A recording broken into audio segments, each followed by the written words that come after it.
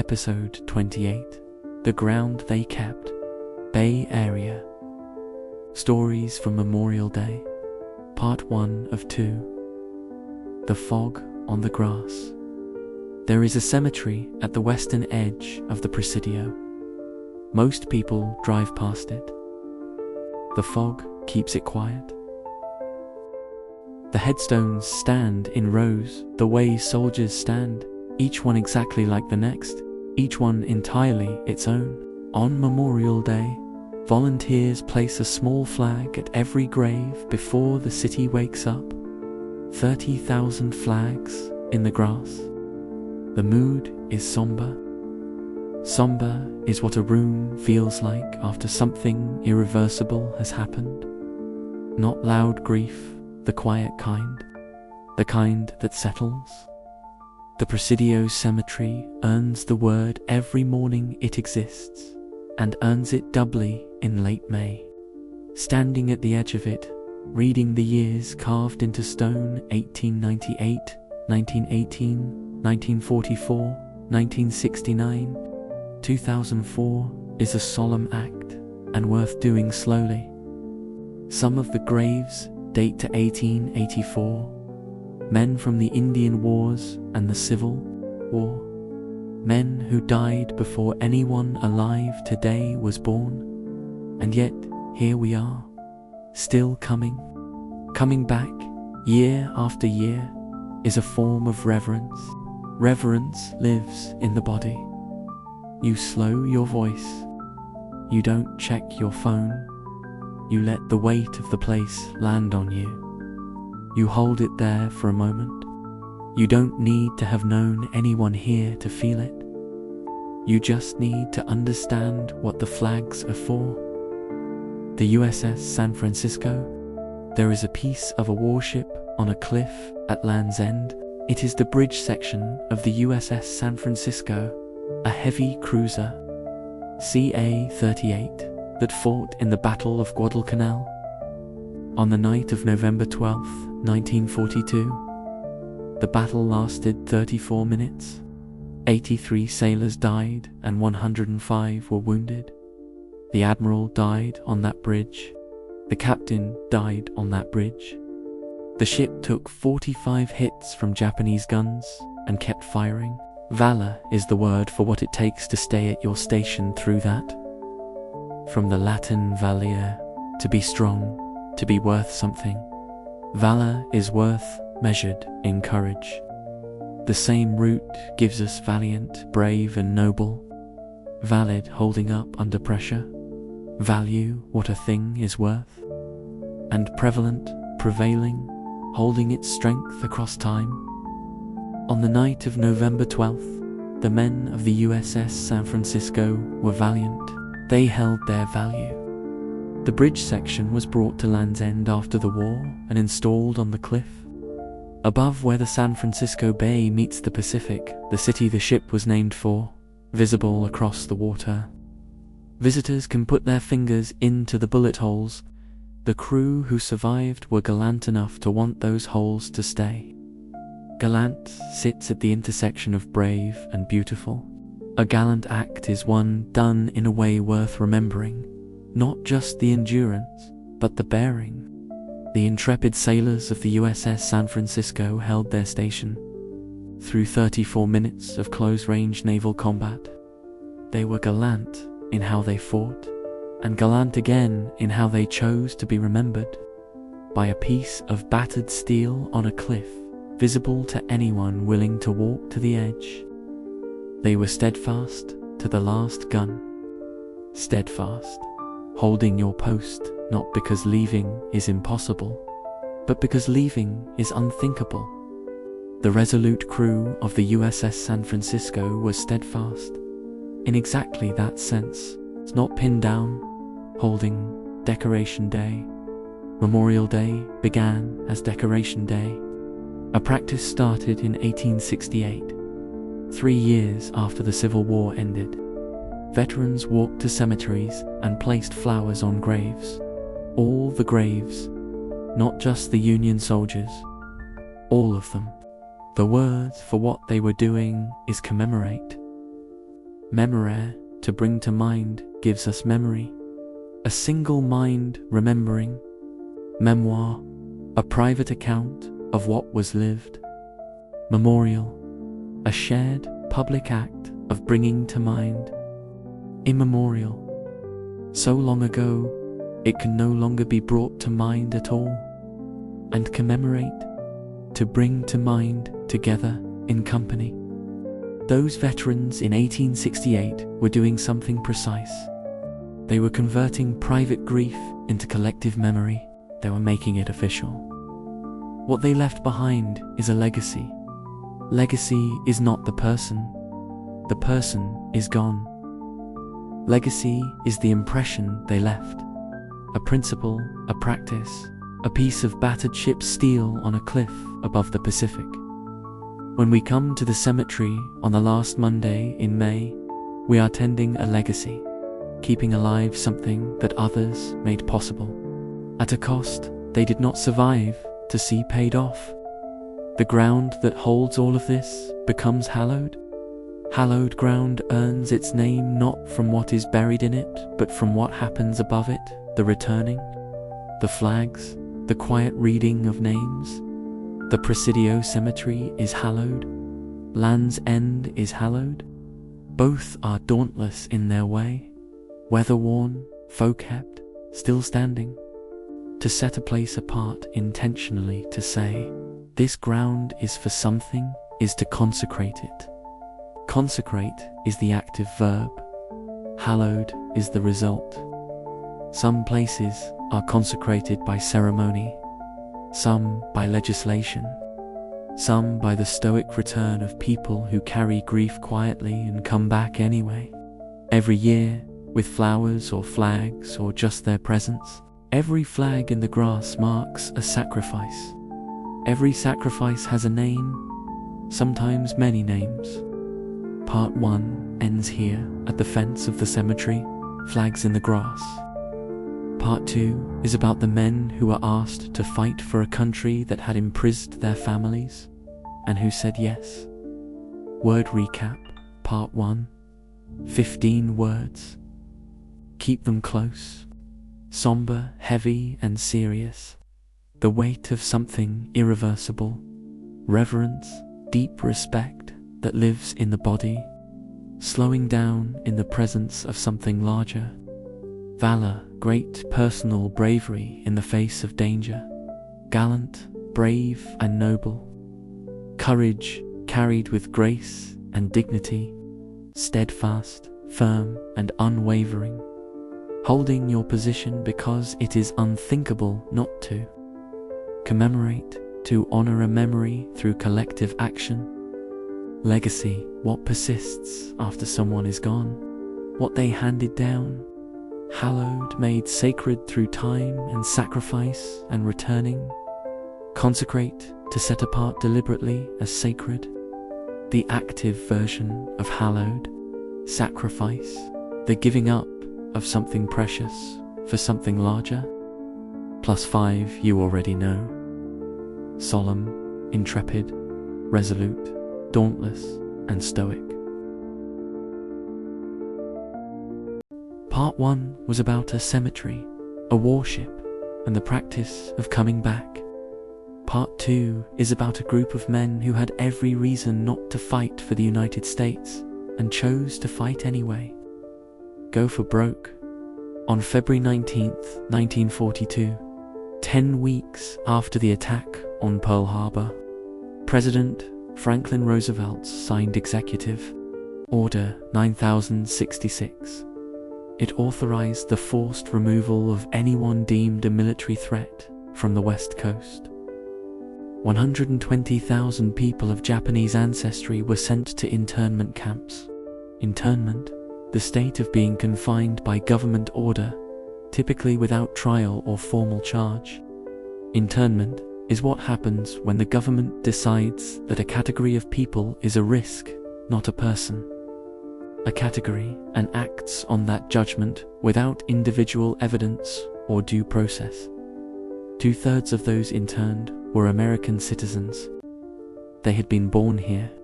Many had sons serving in the United States military when the order came. The government used the word relocation. What they were doing to an entire people, judged not as individuals but as a category, was to subjugate them. Subjugate. To bring completely under control. To conquer or dominate by force or authority. Subjugate comes from the Latin subunda plus jugum, a yoke. To subjugate is to put someone under the yoke, controlled, constrained, unable to resist without severe consequence. The Japanese American community was coerced into compliance, given 10 days' notice, told to report or face criminal charges, carrying only what they could hold in their hands. At the same time, the United States Army put out a call for Japanese American volunteers to form a segregated combat unit. The men at the camps received the questionnaire. It asked them to swear allegiance to the United States and renounce any loyalty to Japan. Allegiance, loyalty and commitment to a person, group, country, or cause. Allegiance, liege, Old French. A lord to whom loyalty is owed gives liege, loyal, loyalty, reliance. From the Old French liege, a lord to whom one owed complete loyalty. Allegiance is loyalty sworn upward, to something larger than yourself. The same root traces to loyal and loyalty, and further to rely and reliance, things that hold when tested. Many of the men in the camps signed the form. They swore allegiance to the country that had imprisoned their families. Some of them signed because they believed in it. All of them understood what it cost. The men who ostracized this choice, who refused to answer or answered no, faced prison. Ostracize, to exclude someone from a group or society by common consent. To shut out collectively. Ostracize comes from the ancient Greek practice of ostracismos, a vote in which citizens could write a name on a pottery shard. An ostracon, an exile that person from the city for 10 years. No trial, just the weight of collective rejection. Those who refused the loyalty oath were ostracized in a legal sense, isolated, imprisoned, excluded. Those who answered yes were about to enter a different kind of exclusion. They would fight for a democracy that would not yet fully include them. Their motto was "Go for broke," a gambling term from Hawaii meaning to wager everything on a single bet. They were all in, with nothing held back. Nothing about what they faced was going to be easy. The spirit required is indomitable. Indomitable, impossible to subdue or defeat, refusing to be broken under any pressure. Indomitable, cannot be broken, not won't, cannot. The 442nd trained at Camp Shelby, Mississippi, and shipped to Italy and then France. They fought in some of the most formidable terrain in the European theater, mountains, forests, fortified and they fought with something extra. The knowledge that proving themselves was not just a matter of personal honor, but of what might happen to the families still in the camps when the war ended. That drive is valiant. Valiant, possessing or showing courage and determination. Brave in a way that carries nobility. Valiant is a word that carries history in it. Valiant effort is one made against real odds, with full knowledge of the cost, and made anyway. The 442nd campaign through Italy and France was tireless, mile by mile through mountain villages they had never heard of, for a country that had imprisoned their parents. In October 1944, near the village of Bruyères in France, a Texas battalion, the 1st Battalion, 141st Infantry, was surrounded in the Vosges Mountains. 211 men, cut off by German forces, running low on ammunition and food. 4 attempts to break through had failed. The 442nd was ordered to go in. The rescue took 4 days of close combat through dense forest. The 442nd suffered 800 casualties to save 211 men. They broke through on October 30th. The fortitude required for those 4 days is almost impossible to calculate. Fortitude, courage in enduring pain, adversity, or danger without complaint or surrender. Fortitude, fortis Latin. Strong gives fort, fortify, fortress, force, comfort, effort, in force. From fortis strong. Fortitude is strength turned inward, toward endurance. The same root builds fort, a position held against attack. Fortify, to make strong.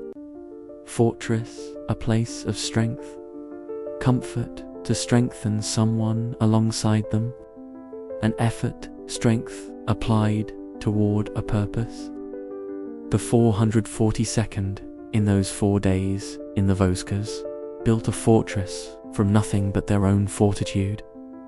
When the war ended, the 442nd Regimental Combat Team was the most distinguished unit for its size and length of service in United States Army history. Distinguished, commanding great respect through recognized excellence, set apart by achievement. Distinguished is a word the Army uses carefully. It marks a difference, not just good, but set apart. The 442nd received more than 18,000 individual decorations, including 21 medals of honor. Their record was conspicuous in the way that truth eventually becomes conspicuous. Too large to look past, conspicuous, clearly visible. Attracting attention through being remarkable or obvious. Conspicuous means the record speaks for itself loudly, without anyone having to argue for it. And yet, when many of the men returned to California, they were refused service at barbershops and restaurants. Some came home to find their families still behind fences. Conviction carried them through the belief that the country they had fought for could still become what it claimed to be. In 1988, the United States government agreed. The Civil Liberties Act of 1988 offered a formal redress, an official apology, and $20,000 in reparations to each surviving person who had been interned. Redress, remedy, or compensation for a wrong. The act of setting right what was unjust. Redress is not erasure. The 40 years of lost property, lost time, and lost standing cannot be given back. Redress means we acknowledge this happened, we acknowledge it was wrong, and we offer what we can toward making it right. The perseverance it took to reach that acknowledgement, first in the courts, then in Congress, took decades, and the sustained resilience of the Japanese American community and its advocates. 2 stories from one bay. The sailors who held the bridge for 34 minutes. The soldiers who went for broke in a country that had locked up their families, and who still came home to wave its flag, and worked for it, and eventually received from it something approaching an honest account. The ground keeps them all. Word Recap, Episode 28. 30 words, 20 new, 10 review. Keep them close. Part 1, The Fog on the Grass.